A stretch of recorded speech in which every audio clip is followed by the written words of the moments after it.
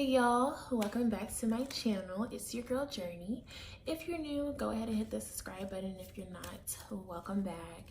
If y'all have noticed, I did change my channel name to Cheer Journey. I don't know, I'm just really passionate about cheerleading. That's my life, and I really want to focus on cheerleading and the HBCU lifestyle. You know, I got my PV sweatshirt on, but today's video is going to be about making the cheer team. This is going to be part one, where I'm just giving out some really insightful tips. Like, this is truly how you can make it. I'm not going to say it's 100%, but it's like 99.9, okay? So the first tip is getting yourself in order mentally and physically. Mentally, you have to be strong, okay? Now, I'm not saying this like you got to just be going through things, but just hear me out. When I'm saying mentally, it's going to be a lot, whether you're in high school or college, joining a cheerleading team.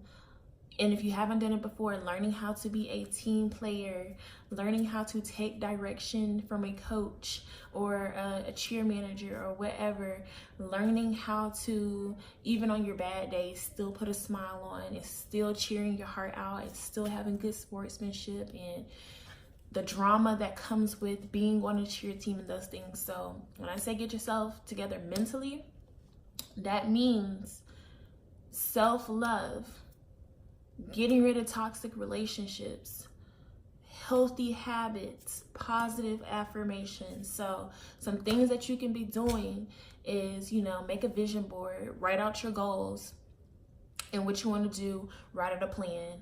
Second thing that you can do when it comes to just your mental state, getting in order, is cutting off toxic relationships, because you do not want to carry that energy with you into a new phase of your life. So let's say you're dealing with drama and you try out for a cheer team, and even if you don't have drama with people on the team, you might still be carrying that energy with you, being problematic or argumentative or defensive or whatever the case may be.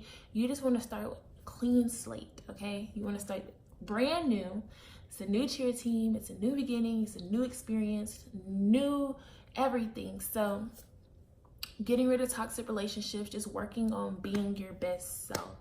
And then secondly, physically getting in order. Do not wait 1 month, 2 months, 3 months before tryouts to start working out and, you know, trying to get yourself together. It can be done, but realistically, you should be spending at least 6 months getting yourself together with endurance, strength, flexibility, all those types of things. So when it comes to strength, you could do body weight exercises. You could do push-ups, you can do sit-ups for your core, and I'll be making videos on different workouts that you can do to prepare for cheer tryouts. But you need to be working your body out. You need to build your endurance up. Cardio is a must, okay?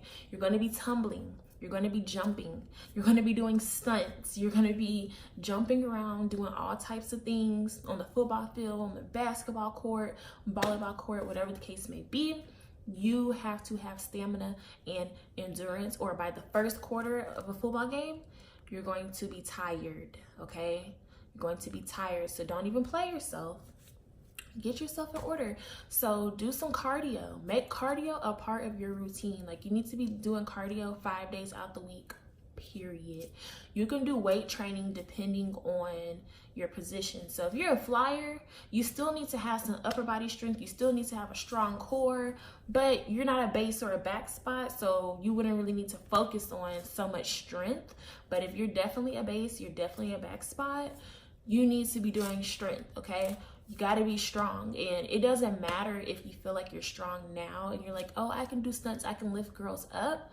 What you have to understand is, especially in college cheer, you already going to have practice minimum twice a week, and then you're going to have a game. And then when basketball season comes, you're going to have practice like twice a week and 2 games a week. And then if it's volleyball and basketball season is just starting, you could do up to 3 games per week. So even though you're strong, it is very straining to do these stunts over and over and over and over. So you have to keep your body strong. You have to keep training and just working out and practicing and things like that, so that you don't just overexert yourself and work your body to that point where it just shuts down.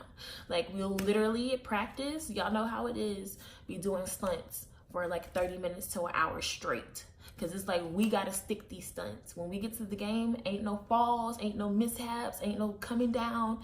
No, they have to be perfect. And then you doing it at the game when you are basically on full blast. So when I'm saying full blast, that means you are doing everything full out. You are pumped. You are turned. You're like, yes, we're here at the game. Today is game day. We got to show out. We got to look good. We got to do everything 110%. So when you start doing stunts and you're tumbling and you're jumping and you're dancing and you're doing all these things, and if you get a touchdown, the tumble line, you got to run over here and over here. Believe me, you might want to start 6 months prior to tryouts with getting your physical together. And it doesn't matter. This has nothing to do with your size or your shape. This is for your overall physical health. Like, get your endurance up, get your stamina up, get your strength up. And then the last thing for flexibility. Oh, yeah. So, and then the last thing for the physical aspect is flexibility. You need to be stretching every single day. And I'll be making another video. They're coming, y'all. Another video on stretching tutorials and tips for flyers, for regular cheerleaders, whatever. You need to be stretching every single day, at least 2 times a day. So what I recommend, and this is what I do, stretching every single day. Just stretch when you get up in the morning. Like, make it a part of your morning routine. So what I do, I get up, turn on some music, drink some water, sit there and stretch for like 30 minutes, then start my day. Then the same thing before I go to sleep. So you can do this before or after a bath. I feel it's more effective if I stretch after my bath, because I just get really relaxed and I get really sleepy. So take a bath, take a shower, stretch, go to sleep. When you wake up, stretch again. So stretching twice a day. But if you can't do that, you need to be stretching every single day. And I'm not talking about no baby stretches. I'm talking about real stretching. Like, you need to be stretching all of your splits. Even if you're not a flyer, you need to be stretching your heel stretch, your scorpion, your back bend. You need to be doing all of that. And that'll be included. Well, I won't be able to do a back bend in the video, but that'll be included in my stretching tutorial. You need to be doing that. So that's the first step in making the cheer team. If that seems like a lot, you might want to reevaluate your decision to go ahead and go forward and try out for a team. You need to get your mental self together and you need to get your physical self together, because those 2 things is what's going to determine whether you make the team or not, ultimately. Because mentally, you have to be strong. You have to go through, it depends on the school, but we had to go through 3 days of tryouts, and each day was like 7 or 8 a.m. to like 5 or 6 p.m. or it went in really late one night and still start at 8 a.m. and we're going back to back all day, 3 days straight. You have to just still be confident in yourself and know that, you know what, it's a lot of competition here, but I'm still the best, okay? You have to believe that you're the best. So that's the first tip for making the cheer team. I will be doing a part 2, part 3, however many parts it takes to get all these steps out. But the second thing, and I'm gonna just make this quick way to make the cheer team, is all your skills need to be A1. Now, obviously, if you're new to cheerleading and this is something that you've never done before, you might not be all the way A1, and that's okay. Everybody is not an all-around cheerleader. Some people are really good at jumps, some people are really good at stunts, some people are really good at dancing, etc., etc. But one way to ensure that you make the team is to make sure that you are on point and your skills are A1 all the way around. So what that means is your tumbling on point. Like, you need to make everything your strong point. Tumbling on point, technique on point, your flexibility on point, jumps on point, dancing on point, stunt, everything on point. And I'm not saying you got to be the best out there, but you better be like with the best. So when I'm saying be with the best, when you're at tryouts, always go to the front. I don't care if you don't know something. I don't care if you're not confident, be in the front row. And they're gonna switch you out. They're gonna say front row, go to the back, you know, move like that, but always make your way to the front the first time. That first front row, when they say everybody line up for jumps or everybody line up for this or whatever the case may be, you need to be in the front and you need to be on points and you need to be with the best, okay? Now, if you're trying out with a friend and you know she's not good at jumps, I wouldn't be next to her when I'm doing jumps. I want to be seen with the other girls who have the highest jumps, even if mine aren't the highest, because they're going to remember that. They're going to say, oh, those 3 girls right there, they had really high jumps. Who was that girl next to them? Oh yeah, she was pretty good too. She had a really nice technique. She was pointing her toes.